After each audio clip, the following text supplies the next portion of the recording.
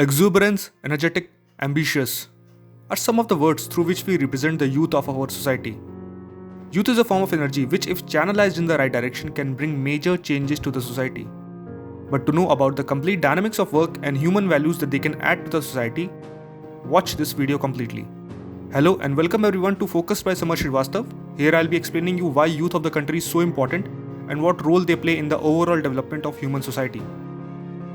Every year on 12th of January, National Youth Day is celebrated throughout India. It is celebrated on the birth anniversary of Swami Vivekananda since 1985. Swami Vivekananda was an Indian monk and a chief disciple of the 19th century Indian mystic Ramakrishna. India is a country of biodiversity, rich culture, and strong values. It is also home to the world's largest youth population. Now, as youth is highly energetic and full of ideas, it's important to synchronize the aspect that they are good at with things they need to improve. So let's proceed on and discuss some of the challenging and most important highlights of being a youth of the society. Point number 1, uniqueness. Everyone is unique. This particular domain is not restricted for youth only, but there is a difference between knowing something and having feeling with respect to that. Everyone is different, but to know about your true potential sometimes take time. You can be a singer at 14, a national level chess player at 18, and a master chef at 50. But what is important is to endorse your uniqueness in the best possible way. As Jack Ma, founder of Alibaba, rightly said, "Today is tough, tomorrow is tougher, but day after tomorrow is beautiful. Most people die tomorrow evening." So sometimes it takes time to understand your unique aspect and true potential. So always give yourself fair chance to fail and learn without giving up initially.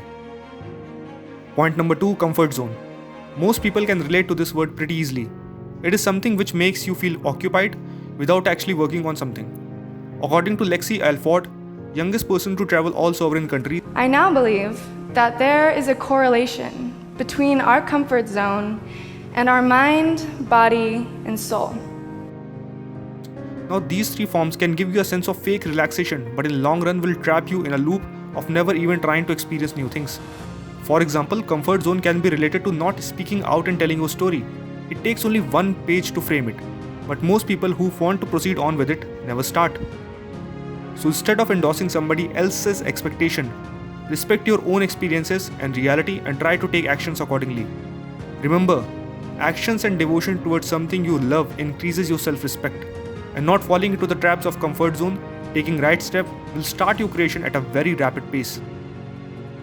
Point number 3, 1 plus 1 makes 11. Competition is something which will always improve us, no matter how much effort we put in.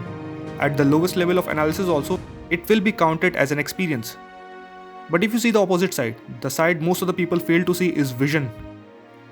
A vision which involves doing something where we don't see each other as competitors or enemy all the time, but we see the actual nature of what we want and how it will affect the society positively. There is a difference between cracking the examination and aiming to become an officer, to serve the people. It's just a perspective, but it goes a long way. Betterment of everyone should be the final goal, not showing off to the crowd, which is completely dynamic in nature. Finally, what we can conclude is that in a country like India, where we stand at 122nd in the Youth Development Index and also having almost 90% of youth population which can read and write, it's obvious that blaming each other can satisfy us temporarily, but if we are capable of seeing the larger picture, it's only us who can bring a change. Youth of the country is like the heartbeat of the country. When you run fast, your heartbeat runs faster and more blood is pumped. At this point of time, you realize your true potential. Similarly, in a country like ours, where dynamically a lot is changing, our day-to-day habits and to-do list event also goes a long way. They in long run shape our personality and help us in understanding our true potential. After all, the world looks forward to us. We should react to it positively.